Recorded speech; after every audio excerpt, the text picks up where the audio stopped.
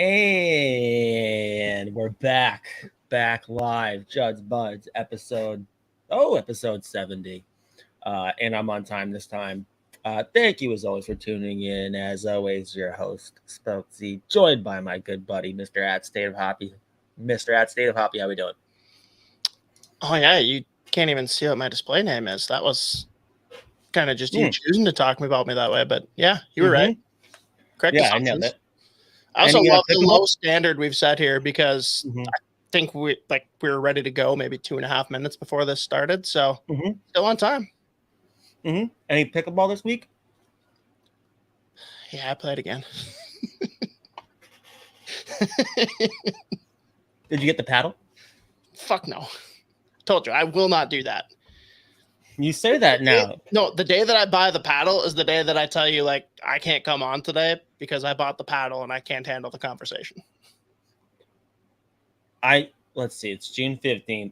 By July 15th, does Mr. At State of Hobby have his own customized, name engraved pickleball paddle? It's got his custom shoes, headband. July 15th. Over, maybe. None of that. Now, like, if we get like Quick Trip to come on as a big sponsor, like, I'll eat the spicy chicken penne. If they want to buy me a racket, dude, let's get it customized full out. Like, on one side, it's got the Quick Trip logo, and on the other side, it's got like the delicious croissant breakfast sandwich. Sure, then I'm game. But I will not spend my own money on a $150 racket or pickleball racket. There's just no fucking chance. Also, is it a pickle? Like, would you call it the racket a pickle? Like, in racquetball, it's a racket. I guess in tennis, it's a racket too. But there's no ball. There's no ball in the name tennis. I don't know. It's a good question. Straight up, though, a Quick Trip pickleball racket would be absolutely gas. That's... Go with the fucking Isha thumbnails. On one side, it's the Quick Trip logo. On the other side, it's Ryan Suter with like the weird like red X's that he's putting over people's eyes. And then we can have like a little a buyout tracker, and we can have 2 tallies there. Yeah. Put it right next to on the way. Yeah. No. Oh my god. Just put it like right with the stock market numbers. Like, oh my god, just going across the screen. I just need the metrics going across for him. Just like up, big spike up, and then just plummet. Yeah, no, we love that. We love a suit. We love a good suitor buyout, you know? Every other year he's going to start getting bought out. He'll keep getting re-signed somehow until he's like 57 years old. He can move the puck still. I almost respect it, though. Like, if he can, like, continue to do this, and it's, like, almost a planned process for him and his agent, like, yeah, whatever. We'll sign a 4-year ticket. They'll buy you out in 2. You'll keep getting paid. Someone else will sign you. Keep collecting, bro. Just keep collecting. It is incredible. That is basically he's going for an all-timer. He's trying to beat the DiPietro buyout money. That'd be impressive as hell. By the way, speaking of, was this the last year of the actual DiPietro contract? I think it might have been. I think actually it might be. I have to look this up now because that's still the most insane. Was it 15? I got to look this up. Come on. Oh my god, everything stinks. My computer, my life. What? I literally, like, for a second, my brain just like turned off because when you look at Cat Friendly, the one of the DiPietros, I forgot when the Bruins traded Studnicka, the like half goaltending prospect that came back from Vancouver was Michael DiPietro. So like I just looked at DiPietro and it had the Bruins logo next to it. I was like, what the fuck did I miss? Nice. Yeah, this. Oh no, it's 2 years ago, but the buyout goes for another 6. Just incredible. That's amazing. Good for him. Good for all of us. Good for the content. Good for hockey. And speaking of hockey, it's over. So it's it. Vegas did the thing. Shout out my boy Bruce. I'm so happy for that fucking guy. I love that dude. Of course, now in Boston, everyone's like, of course, once again, Don Sweeney fucks up, as if Jim Montgomery didn't just come in and set an NHL record and wins points, like what percentage, like all that good shit. But Vegas gets it done, just piss pounding Florida. I think they shouldn't have counted that last game as a win. They should have lost because they didn't put up the 10-piece McNugget. They didn't put down a dime bag on Florida. They only got to 9. Cowards. Cowards. I mean, they just beat the wheels off of Florida, both on the scoreboard and physically. Like, half of Florida's lineup's going to need crazy surgery, going to be out for months. I think in the regular season, these guys, if it was like February with some of these injuries, they'd be like, yeah, we're going to shut them down for the regular season. They'll come back playoffs. But good for them for like trying to come back. But I mean, Vegas was just unstoppable. Like Florida didn't have a chance. I thought it would be like closer. Obviously, I picked them in 7 or Vegas in 7, so I got the Vegas part right. But I mean, what are your thoughts? I really was hoping we get more than 5, but at the same time, when it was like a blowout every game, I was like, all right, let's just fucking end this. Well, I got to be honest. When I saw a half hour before puck drop that Matty Tkachuk was out, I absolutely hammered the puck line for Vegas. Mm-hmm. I mean, you just knew the environment they were coming into, the way Vegas was buzzing, not having Tkachuk. You knew that if they could put in 1 or 2 in the first period, which is exactly what happened, you're going to take the wind out of their sails. And you could see it. Guys were hanging their heads already. I didn't expect it to be a fucking 9-3 finish. I think part of that can be attributed to the game was out of hand and both teams just kind of gave up on the whole defense thing. But it was pretty wild. And I do think this is the biggest takeaway. And I'm with Mateo on this. Just the ugliest fucking jersey that we've seen lift the cup. And that's big because that basically displaces, I'd say, 07 and 09 are probably the worst 2 that we've seen in quite some time, being Anaheim's black jersey and the old Pittsburgh Penguin white jerseys. Those were pretty bad. Yeah, agree. But this was so much worse. Side note, this is a very like random pull on jerseys. The old Red Wings jersey with the old lettering. I miss those. I don't know if they've actually gone back to those, but now they have like the smaller font. I fucking hate it. I love the old ones, just like eyes have been flapping in the wind. I really wish they didn't. I don't know. They may have actually, to be honest with you, I don't remember anything anymore from this season. I've now wiped the whole season from my memory. Maybe they did go back to the old lettering, but like I miss those. Like those were sick, and I don't know why they ever changed that. But you are right. Those Vegas, that was.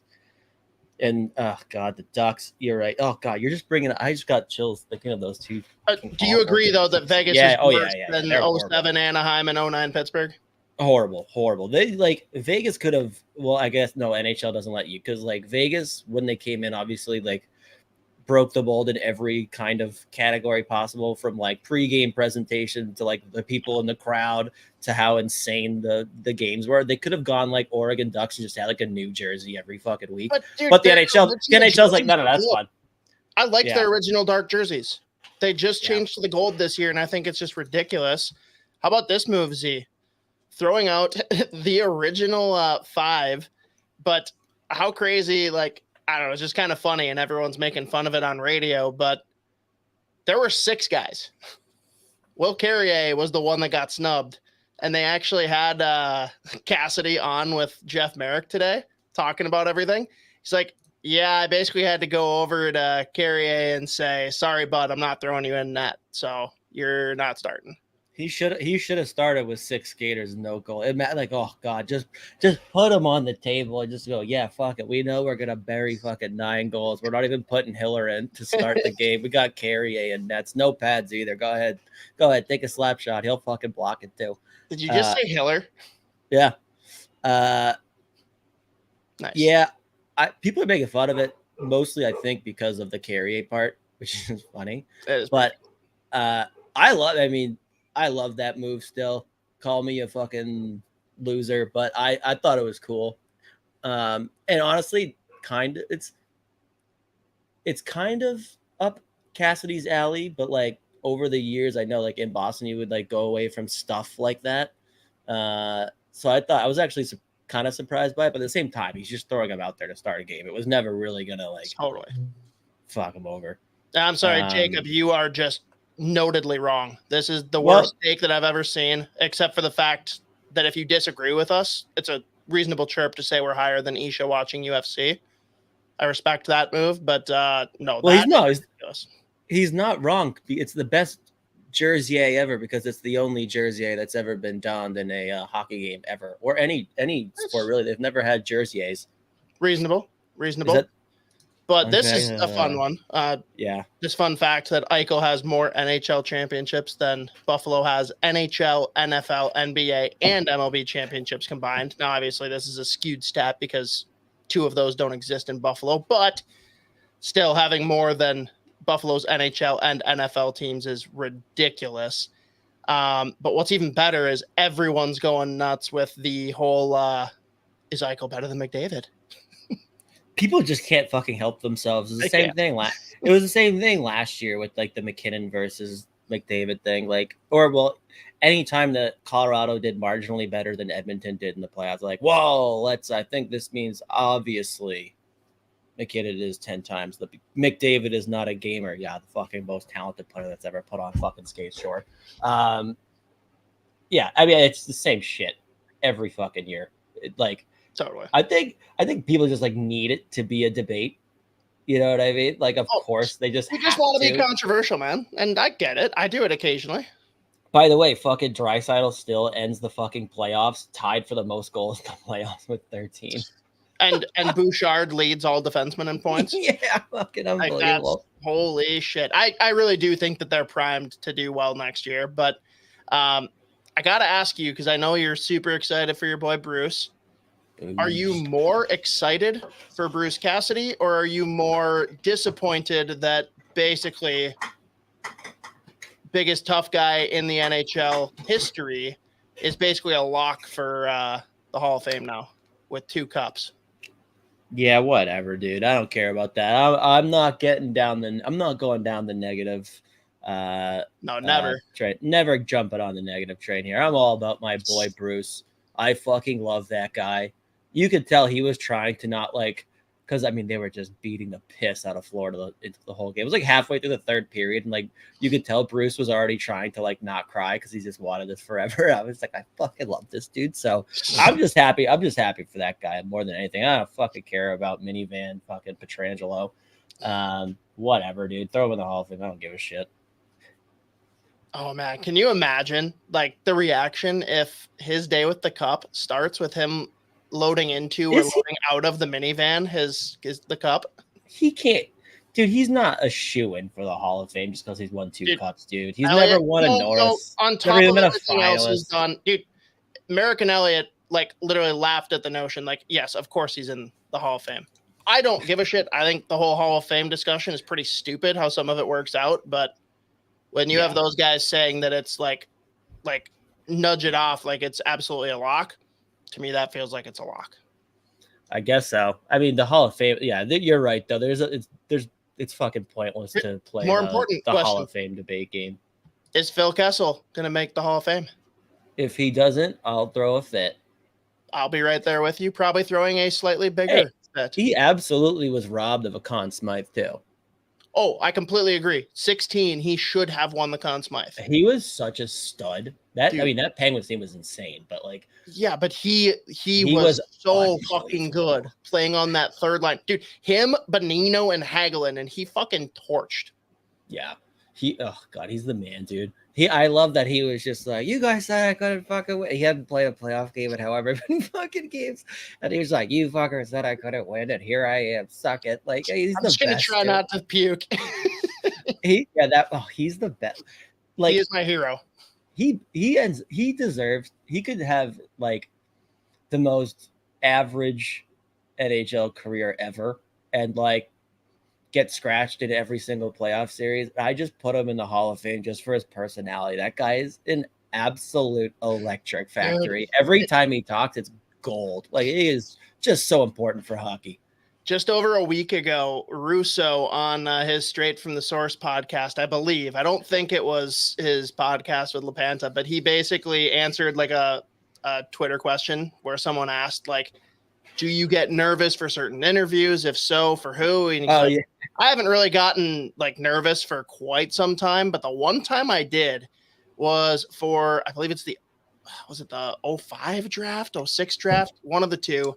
And he's like, I went there and I was talking to, I can't remember who the other guy was, but it was someone in Kessel. And he's like, dude, I was like so uncomfortable and nervous the whole time because I could not get shit out of him. I tried every move in the book, and Kessel gave me absolute dog shit in response.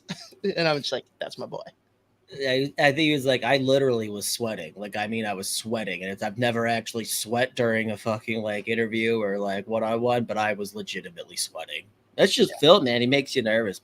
I do love too. I was like talking to an interview one time, and they asked him about like coaching Phil in Pittsburgh, and he's like, yeah, man, people make a big deal out of it. Like, Phil will talk to you. You just got to bring him in, and, you know, you kind of start the conversation talking about like poker, like, oh, you see that hand last night? And Phil's like, oh my God, yeah, that was crazy. Blah, blah, blah. And he's like, oh yeah, and by the way, on the power play, blah, blah, blah. And Phil goes, all right, yeah, cool, sounds good. Bye, talk.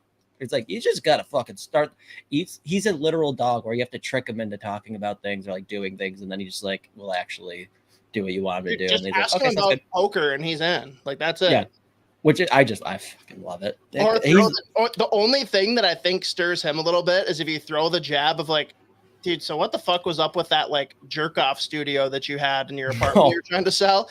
And he will actually like come in and be like, fuck that, dude. I got done dirty. This is bullshit. That was a very funny picture. This massive TV room with one fucking recliner in it. I don't think it was even like a recliner, was it? I don't know. I can't remember. In my head it was, though. But yes, either way, it was just incredible. That got blown way out of proportion. We got to get into this, though, Z. Aaron Ekblad is insane. I definitely need to just apologize because I'm pretty sure it was last week, maybe it was the week before, that I basically said, like, dude, Ekblad has shown me nothing these playoffs. I'm overly disappointed in him. And he's got apparently a broken foot, 2 torn shoulders, and whatever else. Let's talk about all of the injuries, but we got to lead off with Ekblad here. What a fucking psycho, and I immensely apologize. He is actually a superhero for what he did. And he's still like, it was 2-0 Vegas after the first, and he actually opened the second by scoring that absolute dart from the blue line. How do you even not even shoot? Like, how do you pick up a hockey stick when both of your shoulders are just like touching your hips? Like, how do you do that? I don't know how. Like you said, there were 4, 5, 6 guys on that Florida team who were just battling injuries that would legitimately debilitate me for like 7 years. Dude, I'd stub my big toe and I'd be like, yeah, I'm just gonna sit this one out, guys. Yeah, 100%. I get like a headache. I'm like, oh geez, that's it for today. Man, I guess I can't do anything. Send a text out to the first lady, like, I think I'm dying. This is it. This is the end. This is it. It's been really nice knowing you. Dude, it's crazy. You got that. What was Kachuk had a broken sternum? Fucking broken sternum that he played through for a fucking game. Like, what the fuck, man? And they're like, I know it's obviously they're gonna play, but like, you're just sitting there like, bro, you're getting the shit kicked out of you. You know, like, take a seat. Like, it's fine, boys. We'll get him next year. All the credit to him. I don't know how they do it. And I know, like, also there's the weird, like, faction on Twitter that's like, no, stop hyping this up. It's like, no one's saying that in order to play hockey, you have to destroy your physical health for your whole life and that's all anyone get. Like, no one's actually advocating for these guys to like mercilessly put themselves through physical hell and like ruin the rest of their lives just because no one's actually saying that. But yes, it is. I'm sorry. I'm going to say, wow, what a warrior when a guy's just wanting to play through some of the most insane injuries I've ever seen in my life. I really hate that like faction of sort of like, no, we should not be hyping this up. We should actually be doing the opposite. We should cheer them on when they sit down. Like, guess what? If he fucking had all these injuries and he said, I can't go, I'd be like, yeah, me either, dude. Good for you. Like, I would 100% takes balls to fucking sit out too when you're like legitimately nothing from your, like your toes up works like properly. Absolutely. No one's saying that. You know what I mean? I just hate that little faction on social media. It's like, no, we have to hype. We cannot hype up players playing through injuries. It's the same fucking thing with the kid on Winnipeg that like fucking almost took a skate to the eyeball. And they're like, no, this is terrible. We're setting a bad precedent for like younger, like, oh, shut the fuck up. I mean, dude, I don't know how they do it. I really don't. I don't know how any, like every sport, you always hear a story of someone playing through some of those insane like pain of all time. I mean, here in Boston, Patrice Bergeron literally had a punctured lung, fractured ribs, a broken nose, a concussion, and he was still playing the Cup final in 2013 and scoring goals and was a beast. And it's just like, how are you? I mean, like, dude, how about your Twitter profile picture? Like, Zdeno Chara was just wiring his fucking jaw shut and be like, yeah, no, I'm up there. That was, by the way, that's one of my, another just absolute travesty that they didn't win in 2019. That ovation he got when they were announced the starting lineups for Game 5 in 2019, when he came back with a broken jaw, real classy on the PA guy there announcing the starting lineups to like announce Chara and then wait like 30 seconds before moving on to the next guy. So the crowd was going ballistic. Dude, that place was juiced. And of course they fucking lost. Thanks, Steve Kazari, for fucking missing that trip on Achari. But yeah, I don't know how these dudes do it. I really don't. I mean, well, that's why they're professional athletes playing in, you know, the highest, most important game in that sport. So there you go. These dudes are just built different. But dude, I mean, you could just run down the injuries for Florida. Like, it's insane. How does it even happen? I want to touch on who I'll raise my hand. Like, I still don't think this is a good player, even though everyone else seems to think so, just because of one playoff run. Radko Gudas to me is not like at all a good hockey player, but the fact that he came back after one period when he had an injury that Bruce Cassidy, and I quote, would put him out for 6 weeks if it was the regular season. That is fucking bonkers. Like, what the fuck? I really don't know. I mean, they like, this is why they are where they are and we are, well, and a million other fucking reasons. I was going to say, that is not the only reason. Actually, no, that's it. That's the only reason. Yeah, if I wasn't such a pussy, I could easily be one of the best players in the NHL. What was it? It's in The Office. Michael Scott's like, that's exactly why I didn't become a professional basketball player. when he grilled his foot. Oh my God. Yeah. So hang on, Z. So there's, oh fuck. So you know how that proceeds to Michael being asked where he's shipping his foot when he has the bubble wrap on it. Yeah. So one of my good buddies who ended up playing some college hockey at St. Thomas back when they were D3. We had a guy on our team who, we'll just say there were some theatrics there, and he always had some kind of shoulder issue, which was true, but he would legit bubble wrap his shoulder under his shoulder pads. And one game, we're all getting ready. My buddy asks him, hey, where are you shipping your shoulder? He got so pissed off that he got up and like left the locker room for 20 minutes because he just like could not face the team to talk about it. I like, it's one of those things where I'm just like casually getting ready and I like perk up. I'm like, you said what? Oh my God, this is great. Oh, it's so good. I love that. It's fantastic. And so then in college also, my roommate, shout out Joey out in Wyoming. He actually played against this same guy, the bubble wrap guy, in a college hockey game. He also ended up playing in the MIAC. And he asked me, he's like, dude, what can I chirp him for? I'm like, literally just ask him about the bubble wrap on his shoulder.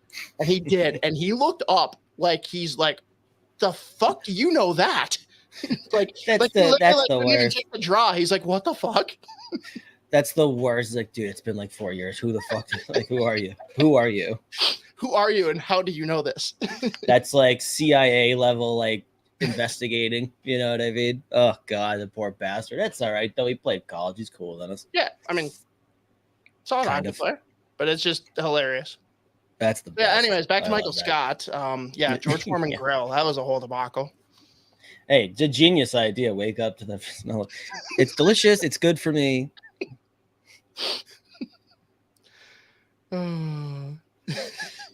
All right, last thing we got to talk about before we move on from the Stanley Cup playoffs is LTIR cheating. I mean, listen, the fact that you can do this is stupid, obviously, but it's in the rules, so I do not give a fuck. Again, it's the same conversation every year for teams that do it. It's like, okay, yeah, we did that. Sure, if you want to call it cheating, but guess what? You could have too if you had a player with a big injury. You could have done the same thing, but guess what? Fans of the teams who do use that, they are like, oh, this is great.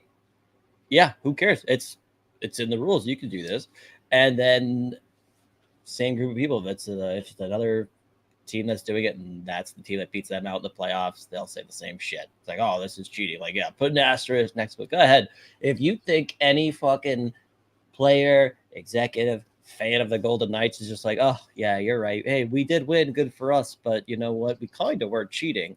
Yeah, no, that's not happening. So until the NHL says you cannot do this and it's against the rules and whatever, who cares? Good for that team for making the moves that they made, adding the players that they added, playing around with the salary cap the way they did it. Good for them. So that's a team that they'll do whatever it takes to win. And guess what? Also, the NHL is like, especially after the whole Tampa Bay thing with Kucherov, they're very aggressive about like actually having people investigate. Like, is this dude really hurt? Could he really not play? I know for a fact they actually have people who are legitimately checking on it. Now, again, it's the whole idea of, all right, well, what if you just add a player for this? Well, guess what? You can do that. It is in the rules. It's in the CBA. And the players agreed to it. So guess what? The fact that you don't like it because you're a fan, that sucks. So I don't care. I genuinely think that anyone that complains about this is the biggest fucking loser of a hockey fan for so many reasons. Like, first, you mentioned it, right? Obviously, it's part of the rules. So the case closed right there. Anyone can do it, so shut the fuck up. But also, you look at, like, everyone freaked out about Kucherov, right? No one said a fucking word about Patrick Kane. Not one. Yeah. When the Blackhawks go on and win the cup because of it. And, he's just conveniently ready for the first game of the playoffs. And I understand the optics around that aren't great. But you also got to accept, for all of these teams, I don't care if you're, like, skirting the rules to make this happen. You have to play for an extended stretch without one of your best players. Like, it's not like you just get to keep playing with the guy and you get this added benefit of an additional player. Like, that is a big risk. Like, there is no guarantee with the tight race that there was in the West that Vegas was going to make the playoffs. Or, hey, maybe it ends up being a wild card instead and they have to play a way better team to start. I just, like, to think that teams are, like, actively doing this seems a little ridiculous to me as well. And when we think about the fact that after each incident of this, they literally ask all of the GMs and vote, do you want to change this? And there's maybe been one or two at most that have said yes. Everyone else says no. So, sorry, it's not going anywhere. It's in the rules. Everyone can do it. So kindly shut the fuck up.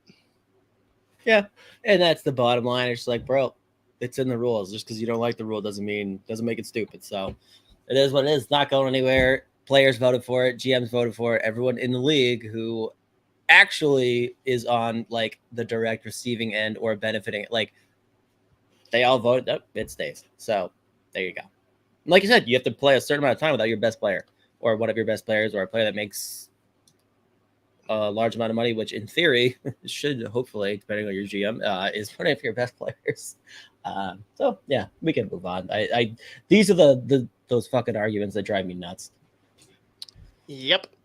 But let's pivot. We didn't really do a lot of prep for this piece, but I mentioned to you, anyone that is a subscriber to The Athletic, article came out earlier this week where basically Pronman and Wheeler discuss and debate some of their first round draft picks that they have the biggest discrepancies on ranking.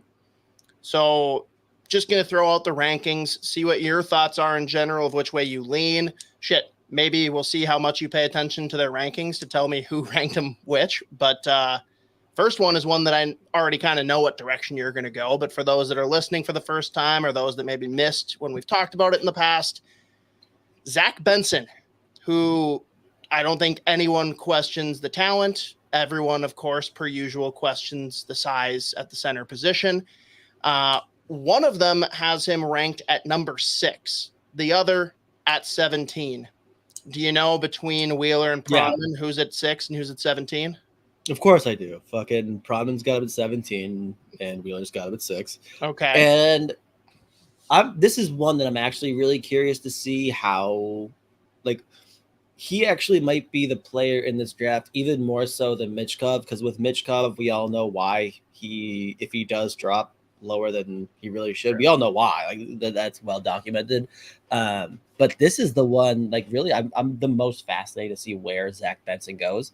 Because I'm telling you what, like, it might even be a case where it's not close. This is the smartest player in the 2023 NHL draft, in like one of the best drafts on paper that we've seen ever.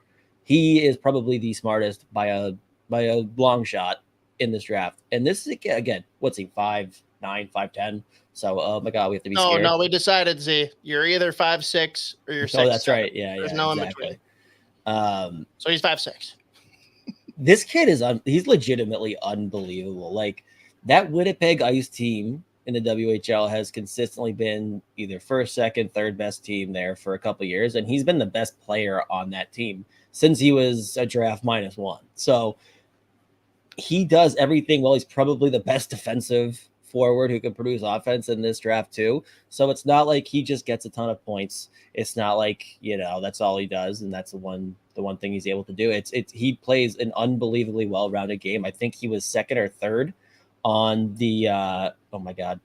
I think he was second or third in the WHL in short-handed goals this year. So he's going to step into the NHL and be able to impact your lineup in every facet. He can play on the power play. He can play on the penalty kill. He can play big minutes.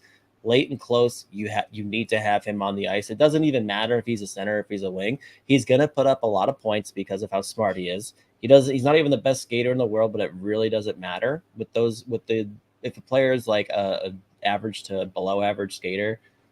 You really have to kind of just have that beyond well-developed hockey IQ, and he has that. So I couldn't be less concerned about how fucking big this kid is.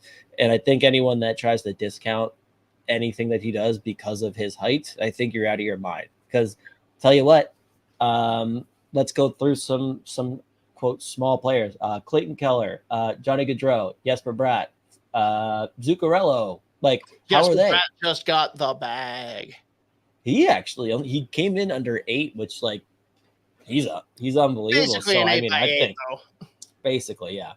But I mean, like, again, you can, especially now with the NHL where it's going and how good some of the small players are, to me, it's completely irrelevant. It also, he's going up against some of the absolute monsters of the WHL and still putting up like 1.7 points per game. Like, it really doesn't matter. And again, he's impacting the game defensively as well, despite being 5'9" maybe. People can try to discount him for the size all they want. This is a top 5 pick for me all day long. Yeah, and I already knew that's the way you'd lean. You're definitely with Wheeler on this one. But my question for you, because when we did our initial mock right off of the draft lottery, you had him going 5 to Montreal. And I know, like, you and I are both on the side where, like, size is not something that should be evaluated as highly as it is, seemingly, for a lot of the NHL still. Do you think it's different when literally the two highest paid forwards long term for the Montreal Canadiens are also of small stature? I mean, maybe, but at the same time, like, I just think the players that they've just also targeted, because they also drafted Slavkovsky, who probably went first overall, and a big part of that was because he's a big dude who skates well, who's dynamic offensively, but the size is a big component there too. But yeah, maybe. I mean, I don't think they're afraid to take like best player available, and they've shown that they've taken some pretty big swings. And yeah, I mean, I don't think they'll be afraid to draft them. That's another team that I'm fascinated to watch, like which direction they go in this draft, because they did an unbelievably good job last year at the draft.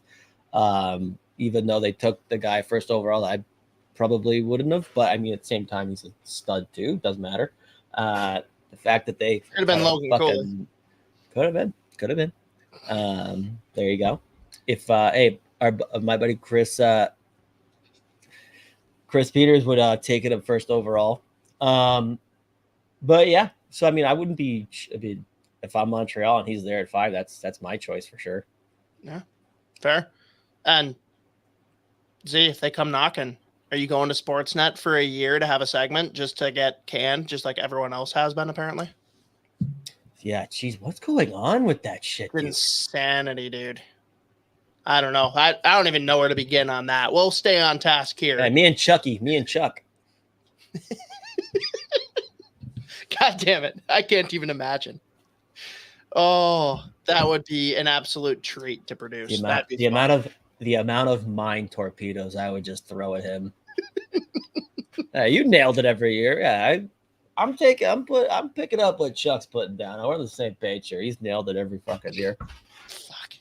All right, let's pivot to another high-scoring WHL winger, which, again, we'll debate all day whether Benson's a winger or not, but bigger split here. Andrew Crystal. We've got 13 versus 68. First, do you know who ranked where? Yeah, I know Wheeler's going to be the one higher. So was it? You said 13 to 68. Yep. Wheeler 13, Providence 68. Yeah, another one that'll be fascinating to see where he goes. It really does feel like just the conversation, or like you see that they've made public anyways, with like a lot of the NHL scouts and executives probably have him going day 2 in the second round. And again, while I understand it, like the ceiling on that kid is absolutely insane. But there's legitimate doubts there. Like, I think for a lot of people, they had him. Well, I know most, if not all, like scouting outlets that aren't like NHL affiliated or whatever, obviously, but they had him like top 10, like consistently all year long. There's a significant risk factor with him, just because like not a good skater, like the definition of just like all offense. But I mean, that kid, like every single game, he's going SportsCenter top 10. Now that's WHL, so we'll see how that really pans out. But I mean, for me personally, still a first round pick, just because you go pure ceiling and he's right up there. I mean, the kid missed like a month or two and still finished like maybe 0.3 points per game lower than Bedard. Like at one point, he was right there neck and neck. Like the shit that this kid could do, the plays he can make, and his shot is insane. It's like the offense is just so tantalizing, and you want it. Like if you can just find an organization that reels him in, like really helps him kind of play like at least some kind of translatable game without losing that offense. Because again, like the ceiling is crazy with him. He makes so many fun plays that he's just like, again, he just goes SportsCenter top 10 mode like every fucking game. Like he's so fun to watch. So I still buy in on the ceiling. Maybe he doesn't hit, well, obviously he won't necessarily hit that like what he's doing now. But for me, like that ceiling and like the potential is just way too high for me to pass up on the first round. And I do think he's going to be there like late in the first and probably go in the second round. So I'll be curious if you're a team that has like 2 first-round picks. There it is. How do you know? Question, man.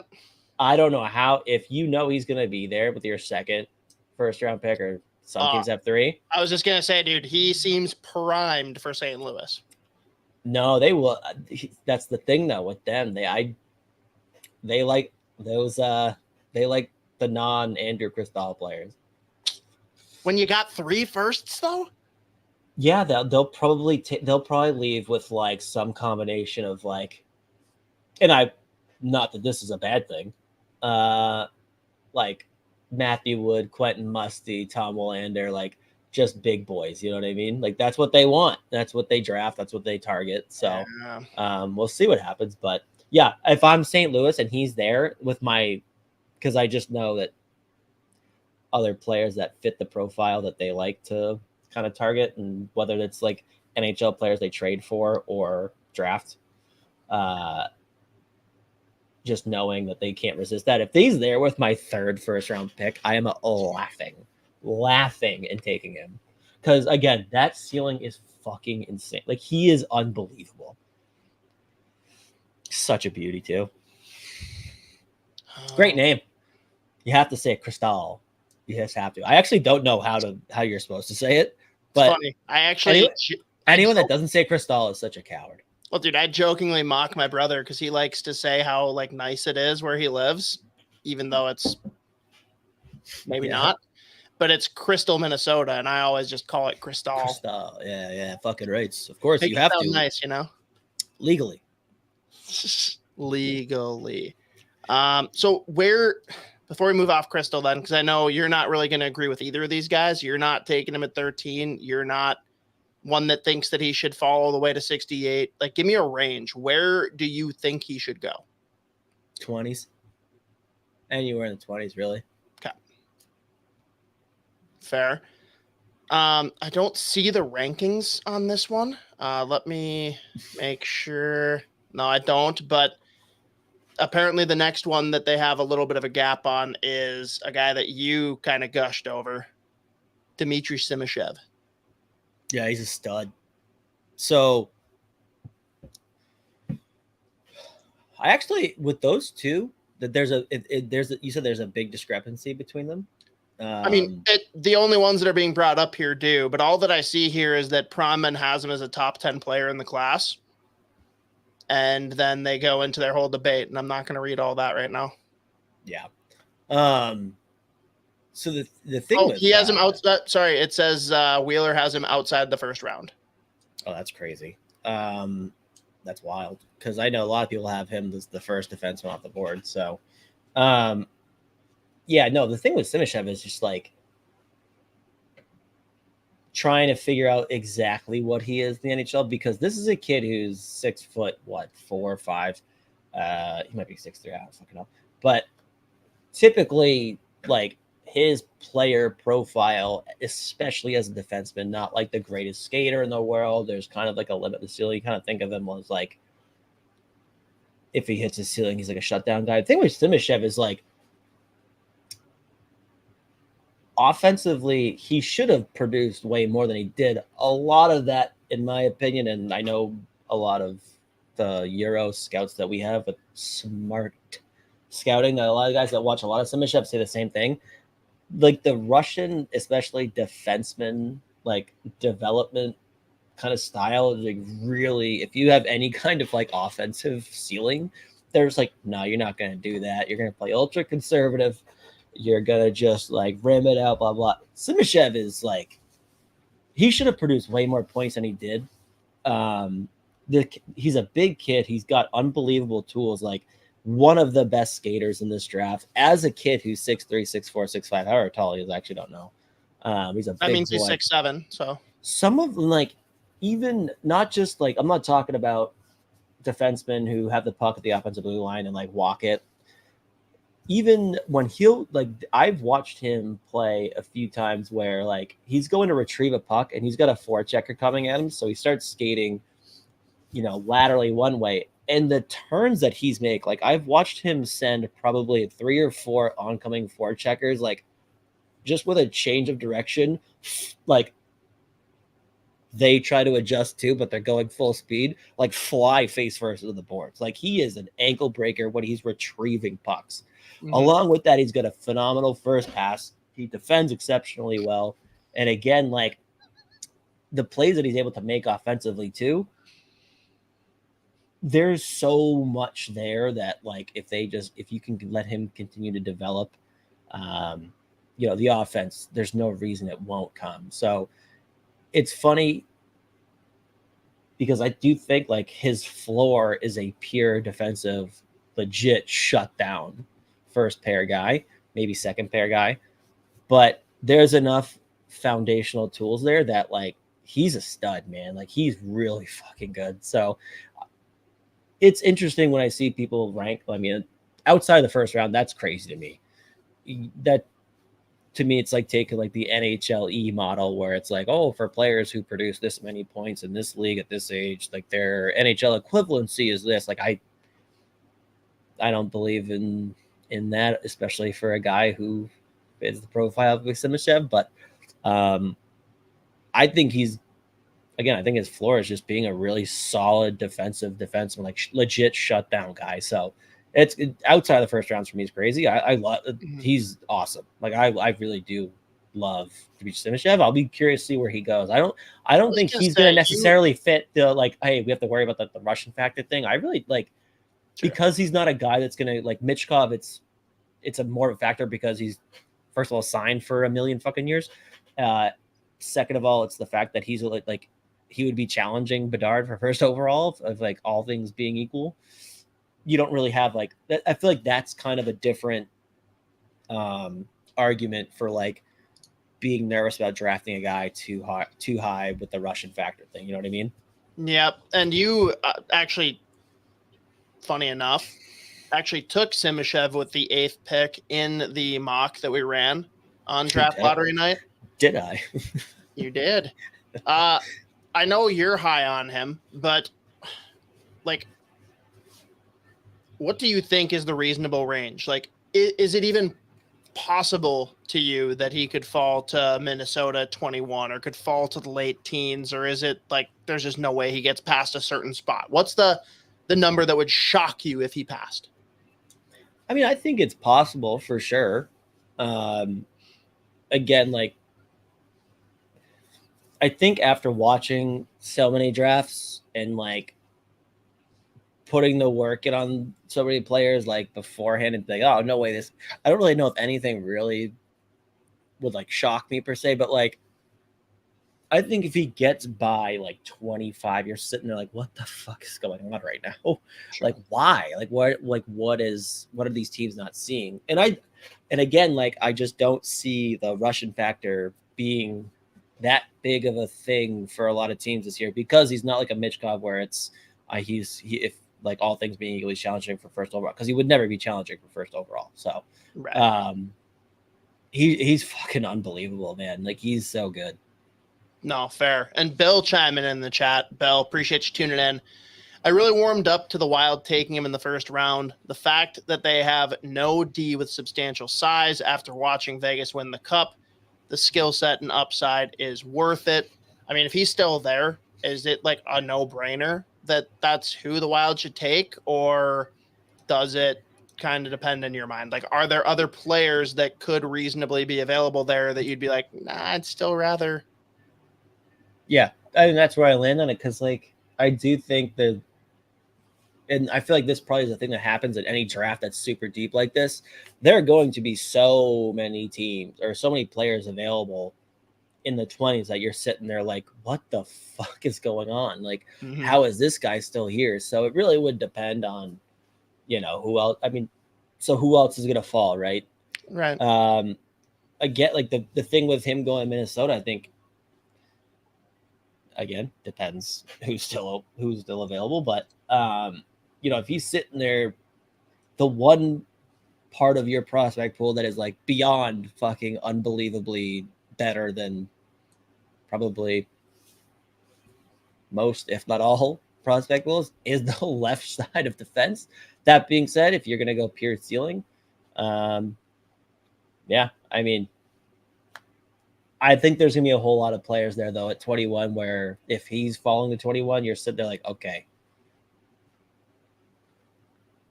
this other player who also has a similarly high ceiling, who also is like this part of our prospect pool who isn't, that we don't have like a ton of. Yeah. Probably going to go that option. Like, I think there will be plenty of guys there too at 21, who you're going to be very happy with taking. So I'll be curious to see, though, because that is like an interesting conundrum right there where it's like, man, fucking Simashev, like, fuck, he's good. Yeah, that's the rumor. And actually, I'll throw this back up here because got to give a quick shout out to our friends at Waggle Golf, not only for this incredible new hat that I just pulled out of the box. That is nasty, by the way. I haven't seen that one. I was going to add because I saw you turn up. Like, that's a Waggle fucking Golf? Oh, it's so beautiful. They actually released a ton of great new hats and shirts the last week or two. Everyone check it out. GetYourWaggleOn.com. And if you use the promo code SP10, you get 10% off your full order. Shout out. But also got to shout them out because they just announced today. We've been sitting on this news for a little bit, but official Brock Faber is part of the Waggle Golf family, which is absolutely sick. We'll see. I don't know if they have enough pull to make someone like that come on with idiots like us, but hey, maybe we'll get lucky. But the interesting thing for me on the Wild topic in general, you see all the people come out of the woodwork freaking out, of course, like, oh, we've been doing this for fucking over 20 years and Vegas gets this done in 6. What a bunch of bullshit. But you see everyone also, like, every year it's like, we need to replicate what they did. They had the blueprint. It was perfect. Pretty tough to replicate what Vegas did in a nutshell. But what I think can be done and kind of can be proven here is the big swings. They took big risks that, yes, like all of them essentially hit. But is there something to be said there for teams taking bigger risks on some trades? Or do you think this is just a total one-off? No, I mean, the thing with that, there was like so many of those big moves. It's like, love it because, hey, we want to win right now this year. We don't give a fuck about 5 years from now. Sure. At some point, dude, like, they're going to have some decisions to make. Now that they're actually probably set up well here for a little bit. Yeah, I mean, I don't know. Like, I think they've traded all but like maybe 2 first-round picks they've ever had, ever. And a lot of like a couple guys have panned out pretty well, but they've again. So it really is like the. Refresh me. Who besides Suzuki? Well, actually, that's not true because there are a couple guys that I think Peyton Krebs is still going to be a stud. Sure, we got more time to see with him, but like obviously, Cody Glass hasn't really gone. I loved him that fucking draft year too, man. So yeah, so maybe that's the thing. Maybe just like teams say don't. So I guess this really does more so fit into the fucking specifically with Minnesota, where it's like, yeah, the prospect pool is what it is. Yeah. Yeah, I mean maybe, but at the same time, like I have a hard time sitting here saying like that's also a for sure model is just going for the big players and giving away everybody. Because what happened fucking last year? They didn't even make the fucking playoffs. Now, yeah, their entire fucking team was hurt, but that could happen. There you go. So that could happen to any fucking team. Look at Florida. Their entire fucking, like every fucking player they had in that cup final, like died. But I would say the difference though, Z, is they're not trading for guys with a year or two. They're trading for guys that either have term or they are signing them to long-term deals, which I think does make a difference in that scenario. Because guess what? You miss the playoffs because a bunch of people get hurt. Great. You run it back the next year. Yeah. But I'm with you. It's not a matter of like all in one way or the other, but you got to start to wonder, especially as we approach now, we're 2 years away from actually having some wiggle room to play around and actually have some money to throw. how much do you have to consider the idea of taking some of that prospect pool and turning it into real players? 100%. And you've got the realized talent, right? Like, of course, Jack Eichel wasn't going to fit here with dollars. Like, it just didn't make sense at the time unless we made some serious roster moves. But he's a perfect example, right? You bring in a player like that, you know what you're getting. You have the perfect, like, plug-in guy.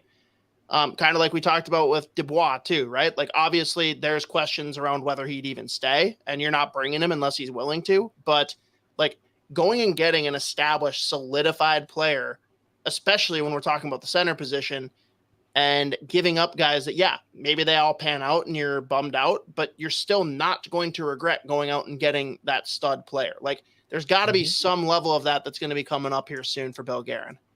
Right. Yeah. And like, and again, I think part of having that good prospect tool, and this is what I've said before too, specifically with like the defensemen. Yeah. People will always say like, well, they're not all going to play for you. Well, it's like, yes, absolutely. But you know, that also gives you the added luxury of letting them develop and also increasing their fucking value too. So I do think to an extent, there's also being selective, right? Like which players you're really willing to actually give up like significant prospects or pieces for. Obviously that's a big part of it, but like you said, like he's close to having like that fucking cap room that he's wanted and needed to make that big swing. So 100%, like, but that's part of having the good prospect pool too. It's like, totally, you're not like the Boston Bruins where it's like we had like 3 guys who like, fuck, if they don't hit, we are completely fucked. like we need these guys to fucking hit. Sure, we could add them to a trade and like, that's like kind of a good piece. But man, if that fucking trade doesn't hit and we let go of this prospect and then that prospect hits, we are completely hosed. Hey, but speaking of the Bruins, though, we got to answer this question. What the fuck happens to Swayman this year? Yeah, it'll be interesting. I mean, I would imagine before Swayman, I would imagine the Bruins are probably gauging what the interest is in a guy like Ullmark, because he's probably what he did this year probably is not the most replicable fucking thing in the world. So you need a lot of cap space. You want to probably sign your young stud fucking goalie.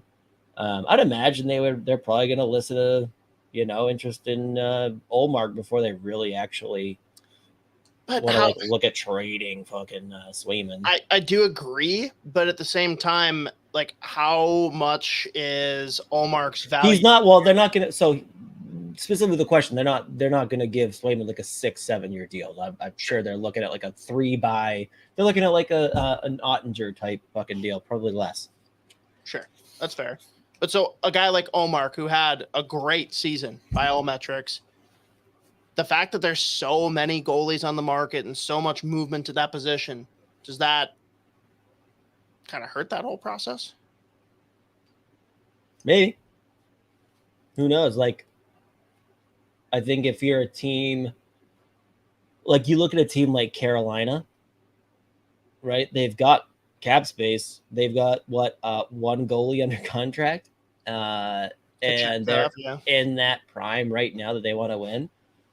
They're probably wondering what the cost is of a guy like Ullmark, who, again, like they've got a pretty similar defense to Boston, where it's just like, hey, he'll make the fucking save when he needs to, but he also doesn't have to be an absolute fucking stud every goddamn game. And like, no matter what people say, $5.5 million for a really good fucking goalie for a guy who's probably going to win the Vezina this year, that's pretty good. Like, get all things considering, and he's under contract for 3 more years.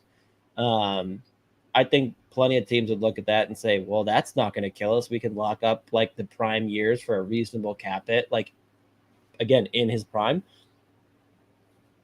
I don't think there's a lot of teams that they're be like first round pick and big prospect, but I think you could. And again, the Bruins, if they do move a guy like Ullmark, they're not looking to take on players with salary. They're probably looking at like pure futures. So I'd be curious if there are teams that would entertain that. Same thing with a team like LA as Korpisalo. They're not sure what's going on there, it sounds like. Same thing with a team like them too. Fair. Last one that I have here, unless there's anything else you want to cover, Matthew brings up a good point here. A lot of guys are falling in the draft, and we have as much depth on the left side of the blue line as you mentioned.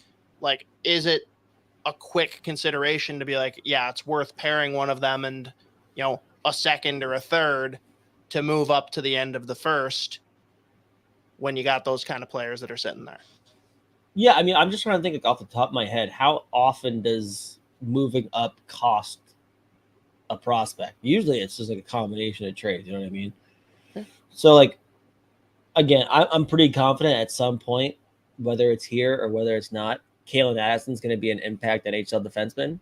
I've got a pretty hard time including him in a trade that just results in you moving up in the draft. And again, even if it's adding a second round pick, or if it's adding like a first round pick, you're still adding a complete unknown. You literally are drafting, or you're trading a guy like Addison plus a draft pick you have no idea who the fuck who. Yeah, but dude, I mean? Let's be honest. Like, we saw what just happened with Jack Eichel. We know that character concerns were a major issue. You saw how it derailed Vegas. Huge. We know that Kailyn Addison is a noted absolute terror for coaches, the worst attitude in the world. You got to get rid of players like that. FBI top 10 most wanted. Just for being a piece of shit. Fuck. And Matthew also can't wait to get his hoodie and hat next week at the event. That's right. Brock. Anyone listening, Thursday, the 22nd, if you haven't already signed up, go and sign up. There are still some bays left for the 24-hour challenge with Waggle Golf out at Loggers. It's going to be a great time. I know our partners, Northland, Mark Parrish will be on site. Matt with 7th Ave Pizza will be there. Going to be a lot of fun events going on throughout the day. Get out there, support. It's all going to charity. Going to be a fucking blast. And if you're already signed up, we love you. Stop by and say hi, because we'll be there for most of the day. If you already signed up, just ahead of it. Sign up again. Do it again. Yes. You won't do it. Call your friend, will you? For fuck's sake. Do you think Waggle will start a pickleball line? Shit. Oh man. Yeah, Waggle's gonna start the headband line just for their pickleball fans. Dude, I swear. I mean, I'm not gonna lie though. If you gave me a hat that just had a fucking pickle on the front, I'd wear that. That'd be gas. Or a shirt that's just covered in pickles. Always. All the never a bad option. Yeah. By the way, the amount of pickles in the world is crazy. Anyways, let's talk. There's a lot.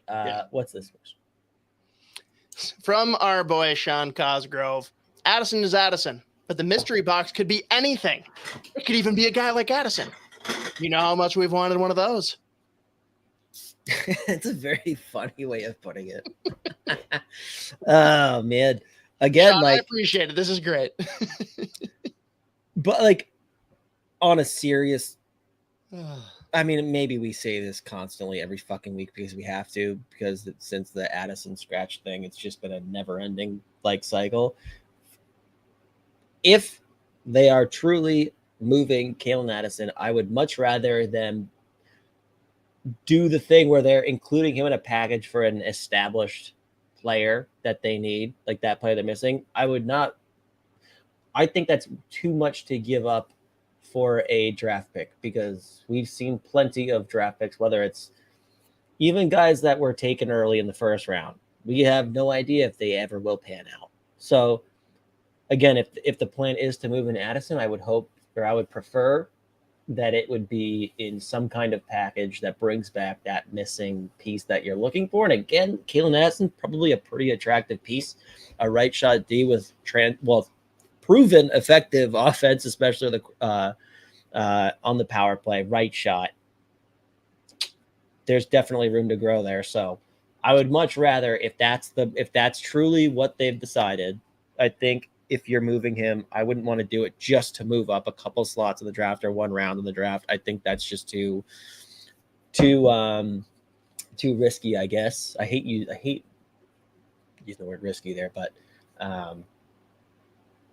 for me, hey, like you said, Addison is Addison. But in the right fucking setting, that's a pretty good fucking piece. There's plenty of teams that would like kill to have a good fucking power play and have someone that could run it. And he did on a good team. You know a team that could really use a good power play? Minnesota Wild. Nailed it. I just hope that when he gets traded, because at this point I've just like come to accept that they're going to move yet another one of my favorite players. I just hope he goes to a team that I don't hate. Like if he lands with Philly or Chicago, I'll probably break things. I'll go through a little Pittsburgh. That would be delightful. You don't understand how excited I would be. Like I would almost be as excited as when they trade for Hellebuck or Ehlers this summer. Not quite. Those two are all fucking eyes on Winnipeg, dude. I don't want to say excited to see what happens there because they're going to be kingmakers.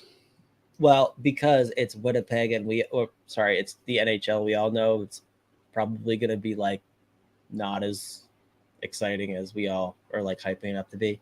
But in theory, they could and should be fucking kingmakers this fucking offseason. Yes, that will be a lot of fun. But I'm curious though, because like you've gushed over Zach Benson, and I know that it's still an unknown because he hasn't ever played in the NHL. But do you use Addison if it moves you to the end of the first when Zach Benson's still there? Like, is that a scenario where you're open to coupling Addison with a pick to get up there? Yeah, I guess so. Because that's a guy that I have top 5. Yeah, I guess so. But so you would trade the 21st and Addison for Zach Benson straight up? Like in probably. A vacuum. He's so fucking good. Yeah, probably. He's so fucking good. I'll trade my fucking life. That's how much I love this fucking guy. Wait until your next headache. Yeah, exactly. Like, oh my god. Anything but my fucking headache, dude. Oh man. Yeah, I don't know. That's a whole other. I guess that's where it gets interesting. When a guy that you're sitting there like, how is this kid not going fucking top 5, 6 in the draft, and he's sitting there at like 21, 22. That being said, I think more what happens in that case more often is NHL GMs or scouting directors, GMs, whoever has the final say. They're something like, well, why the fuck is he dropping? Like character concern. Boom. Do you see Judd being worried about that? No, I don't think that guy gives a fuck, dude. Because he's smart and he's handsome. Smart, handsome dudes He's pretty smart. Love smart players, regardless of the size. I know what you just did. I'm not gonna not reacting to it. I would like to announce that I will not react to what you just did that you want me to react to. I know you think I am bothered, but I would like the world to know that what you just said does not bother me. I've never been bothered by it. I never will be bothered by it. The amount of times that I see that basically on Twitter is just fantastic. Like it describes my life to me, but I'm actually going out of my way to respond and address this to let you know that it doesn't bother me in any way. Haha, you are so irrelevant with this comment. No one cares what you just said. I'm just taking 10 minutes out of my life to type, oh, goddamn, I'm running out of fucking characters. Let me delete something and figure out how to still get this fucking tweet up. Yeah, it's great. Anyway, Zach Benson should be a top 5, 6 pick. If you don't take him there because he's small, you're a coward. And that's how I feel about it. We fired up. I hope I'm not up in our mock draft.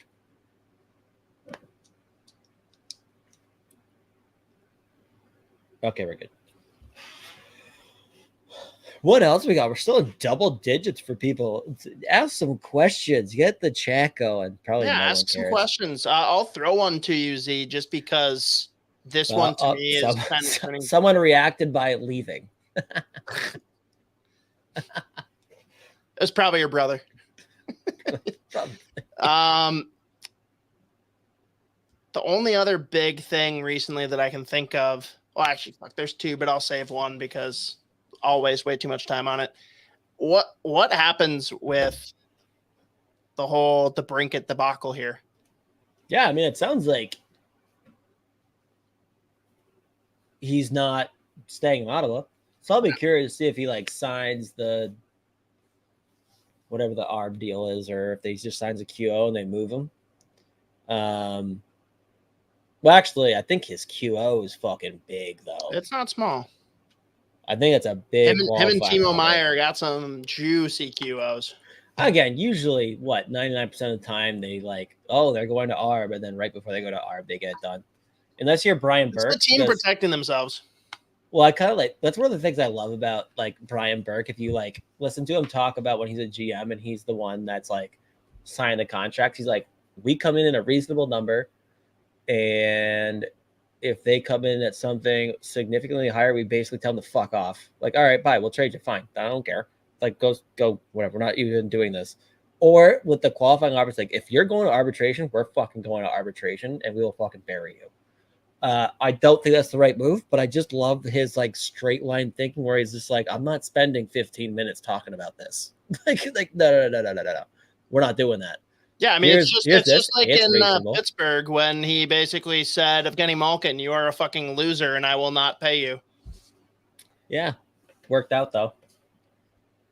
Well, no, he's just he was president of hockey ops. He wasn't the one pulling the trigger. He was just whispering into what's his face is he Frick Farm, right? Who are we talking about again? DeBrincat. Stay focused. You're right. Sorry, I started talking about Brian Burke. I love that guy. Yeah, Brian Burke was actually traded for the 7th overall pick. Yeah, you know what? It's crazy though, because that DeBrincat move, like, he just obviously he didn't produce as everyone thought he would. I don't really know how many dudes in Ottawa really did. True. Man, if you're DeBrincat though, like, unless you just really don't like being in Ottawa, which I don't know, it's a pretty good fucking situation for him, dude. Like, he's already a stud. He's also now like entering, in theory, what would be his prime years, just as Ottawa's about to fucking like get after it. These prospects are now hitting. Fucking Timmy is unbelievable. Stutzel is, that kid's so good. Yes. He is fucking unbelievable. It seems like it should be just like, I'm like, can they afford DeBrincat? I guess it depends what he's asking for, I guess. But like, what's he worth? It's a good question. It's a hard. It does come down to the winger thing. At 9. Probably. You look at all the other dudes that are making that kind of money. I mean, at the same time, like, you're probably, if you're Ottawa, you're probably sitting there like, how are you this year asking for more than Jesper Bratt? You know what I like? So I think that's the crazy part. Like, I really do, because the QO is nuts. Like, as a QO, like, that just fucking sucks to sign because you know he's not coming back. It's like, what's it, like fucking like 9? Man, yeah, it's a crazy one. But like, again, if I'm sitting there and I'm Alex DeBrincat, like, oh, it's all these other dudes who are studs are pretty much the same age as me. I'm a proven commodity. I will somehow only get better being here. Like, I don't know, man. Like, it seems like a pretty fucking good situation. But hey, all credit to, I think he's good enough to be good wherever he goes. But I just feel like where he is in his career and like where Ottawa is now ascending toward, like the direction they're headed in, I feel like it's a pretty fucking good situation, dude. And like, it's not like he was a stud this season. It's not like he had a great fucking year. Dude, watch Chicago trade and bring him back. Just bring him back. Him and Bedard, yeah. That'd be fun. They'll go fucking like, yeah, they'll go. Give me, granted, I hate Chicago, so I never fucking want to see this happen, but give me like a Bedard, DeBrincat, and then sign Bertuzzi. Can you imagine that fucking menace of a line? I know. Hey, no, if Chicago brings it back, they'll go fucking like 2-80, but Bedard and fucking DeBrincat both put up 50. It'll be the old LeCavalier, Marty St. Louis days where they're both putting up 100 points and they still can't make the playoffs. They're at 112 points. They're dash 42. Like, there were so many years that I'm like, yep, my first 2 picks of this fantasy draft are definitely going to be LeCavalier and St. Louis. Like, I thought the Lightning suck. I'm like, so? Have you watched them? Yeah, fucking unreal. No, but seriously though, it is great. Like, when they moved that pick for DeBrincat though, it felt like you must be confident that he's gonna be here and like he's gonna be in that top 6 for years to come. Like, I don't know. It's I mean, maybe he's just because again, it sounds like he's all but traded, whether it's this year or next. Like, it sounds like that's what's gonna happen. Fortunately for Ottawa, they got a fucking unbelievable prospect pool still. So, yeah. It's funny because they didn't make the playoffs, but I think their first pick's in the 3rd round this year. Yeah, they also picked up an absolute fucking horse in Chychrun. Yeah, they did do that. That's a full year of him is gonna be. Is that bad? Is that bad? Score, is that bad? Did I break it? Yeah. Well, is that broken? Yeah, that guy fucking unbelievable. That one of the goals he scored this year was so fucking nasty. It was the one he's like pulled in from like 17 feet away, goes fucking shelf, bar down, loudest ping of all time. It was so nasty. He's unbelievable. He's an fan. Like you said, he's a fucking horse. I really wanted to see Pittsburgh trade for him. I really did. I need him to just stay healthy forever because he is a freak of nature, dude. Yes, it is, by the way. Yeah. Yes, Sean. It was a Grandma's Boy reference. Yeah, nailed it. Great movie. I'm kind of proud of us. Like, we made it pretty far without any movie references.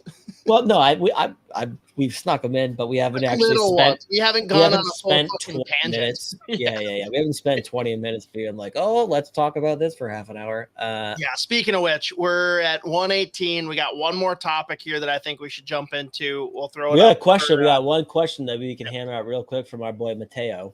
That's right. What order would you take the blah blah blah blah blah? The order that I would take them is first off, for podcast reasons. What order would you take the national team development program kids? In what order? No, if you're not watching, don't turn this off. I don't want them to hear. I'm just kidding. Yeah, I think the order that I'd take them is the order that's the most likely. Well, actually, you know what? There's a healthy debate there to be had. I think that the one that really throws a wrench into it, which I believe is why Mateo's asking, is Oliver Moore. I think it's Ryan Leonard. No, Ryan Leonard really is the one. So I think my buddies over at Elite Prospects ended up putting Leonard. They want him over Smith? Yeah. Whew. Yeah. But I thought Columbus was taking him 3rd. Oh, so there we go. We can now just answer. So this just goes right to the question. So I think the order I'd take them in is probably Smith, Leonard, Moore, Perreault. And I think that's probably the order. The one wild card, though, for me is Leonard because he's just such his player profile plus the style that he plays is just. I bet you Philly is going to fucking love that kid. Yeah, for a good reason. Everyone's got him going there too. And the thing that it's funny because when you have this conversation, you just add oh Philly, it's just such a Philly guy. Usually it's with you're chirping Philly. There's one of those big mean fucking bastards. Leonard's legit though, dude. He's so smart and the tools he has is he's just this fucking beast that all he does is produce. And I don't think it's a bad decision for them to go. It's not like you're being he's such a fucking flyer in a bad connotation where it's oh, just because he's mean. This is the one time that it's actually a positive that he's such a flyer. And you know what?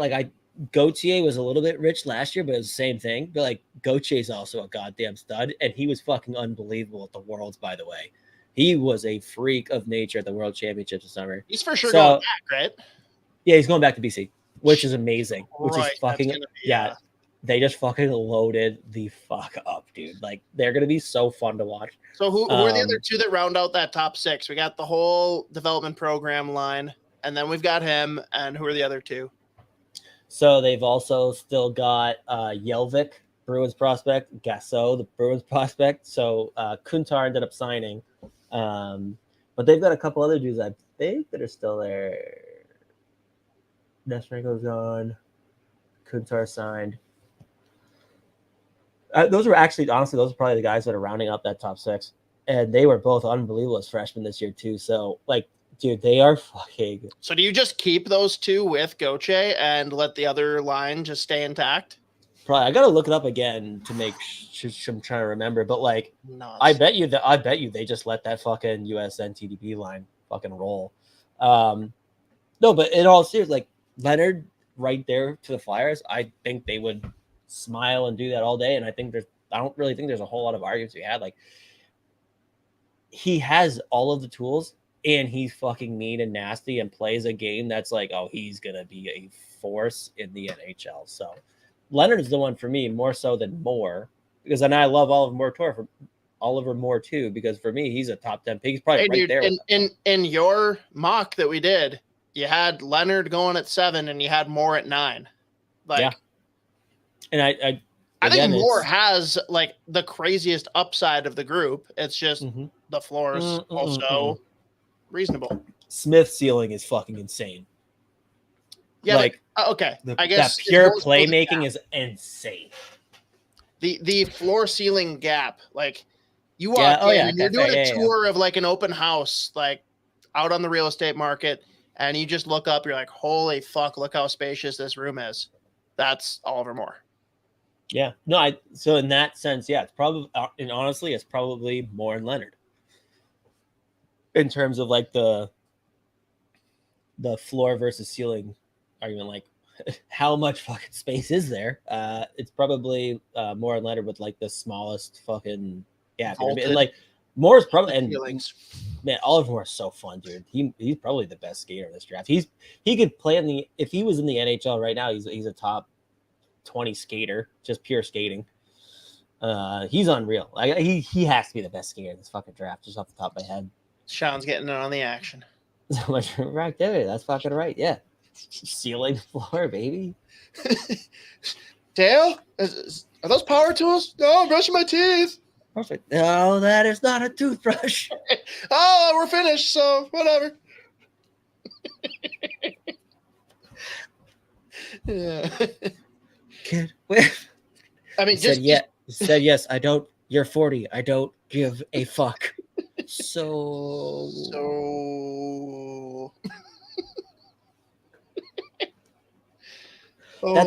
That's Bill Garrett asking for the private jet to go get Marc-Andre Fleury. So Leopold's like, yeah, take it. So private jet. Yes. So Craig, though, but you're not gonna regret this. You will not regret this. I don't fucking care. Oh my god. For just a closing note then for everybody on Oliver Moore, like how fucking excited should Gopher fans be for this kid? What's that? How excited should Gopher fans be for Oliver Moore this coming year? The fact that he's going to be there, and so will the guy Logan Cooley. That's going to be such a guy. Snuggerud, baby. Jimmy Snuggerud and Logan Cooley are going to torch this entire earth. Yeah. It's going to be so fun. Yeah. It's a whole lot of fucking fun, dude. So like, I think, and again, Oliver Moore's got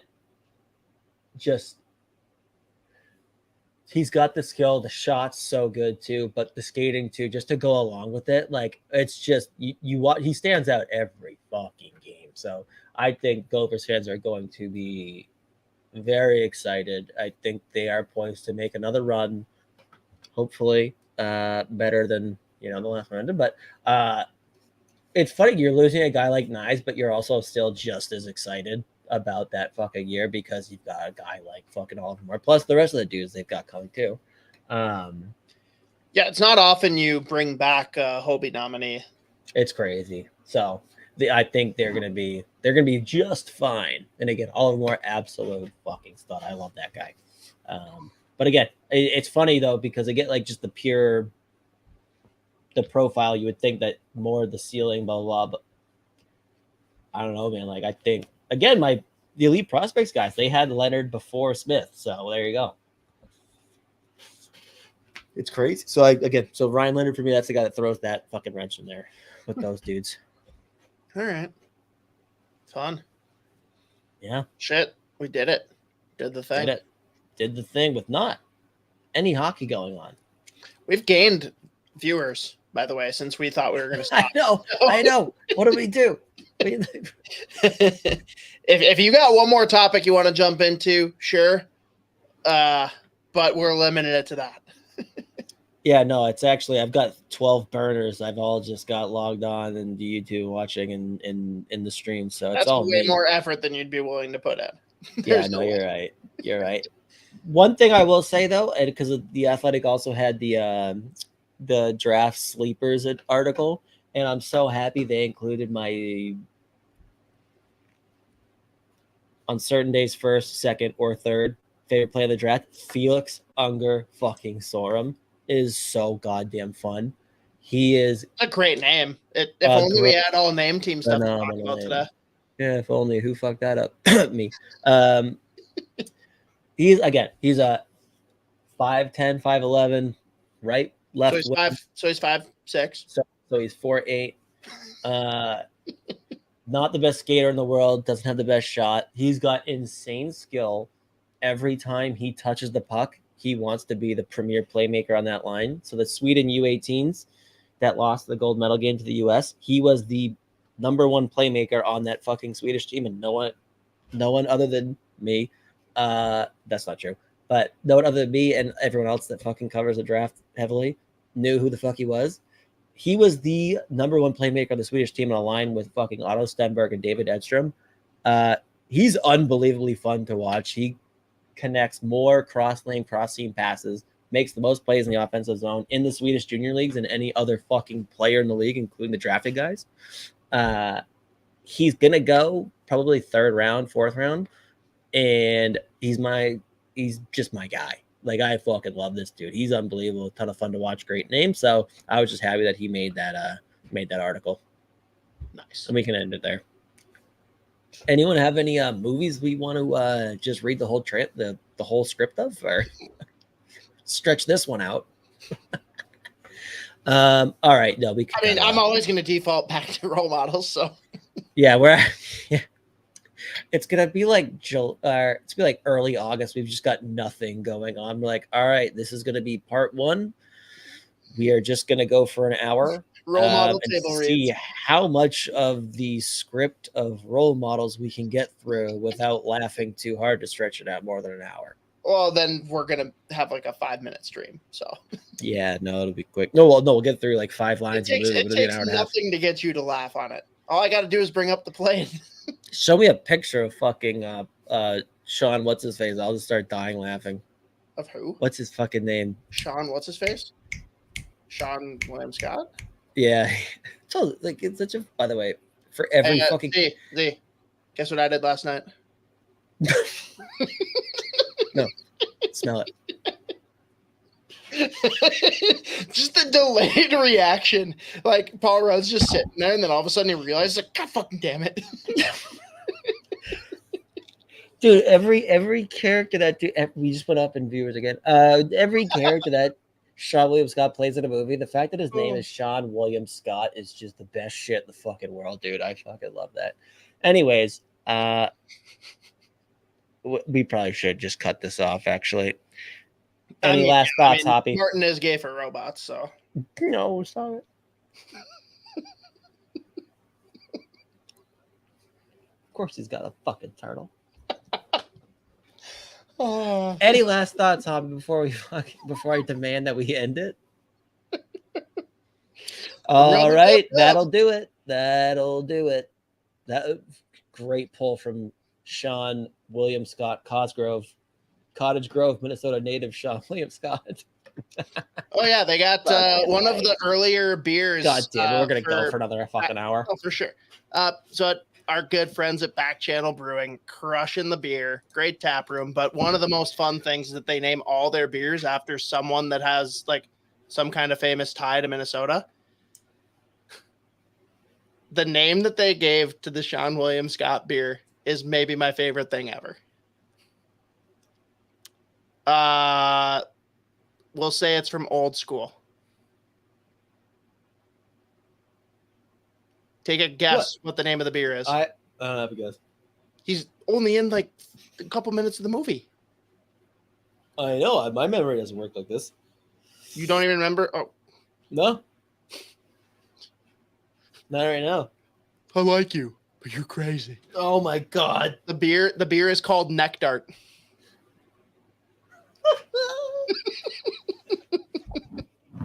I'm gonna get that tattooed on my chest. Or my neck. Better yet, I was just gonna say, dude, on your neck. Neck Dart. What a great fucking beer name. Neck Dart. What a scene, dude, by the way. All right, let's do a full script here. That scene. All right. We'll go around for that.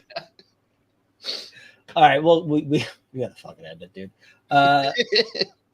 Anyways, Waggle Golf, do the thing that we said to do earlier. Follow them, love them, go to the thing that they've got going on. Get your waggleon.com.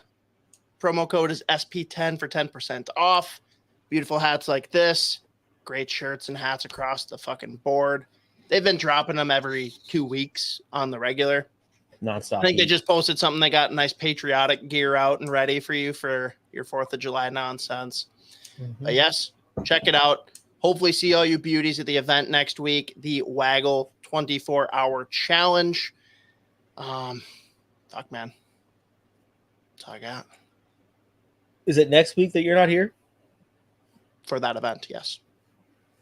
So I'm saying, so it'll be me solo next time. Oh, that's going to be beautiful. Yeah, dude. We'll see what time that fucking goes live. Midnight. Let's put it this way, people. If it doesn't end up going live, I don't even know how to do it. So yeah, he got a headache and thinks he's dead. We'll see you at some point. Well, nope, we won't. I will see you at some point next week. Thank you for tuning in, especially the people that just tuned in at the end for the movie quotes. And we'll. I gotta stop saying we. I'll see you next week. Bye. End it. Please end it. Oh, Martin's gay for robots. Fuck off.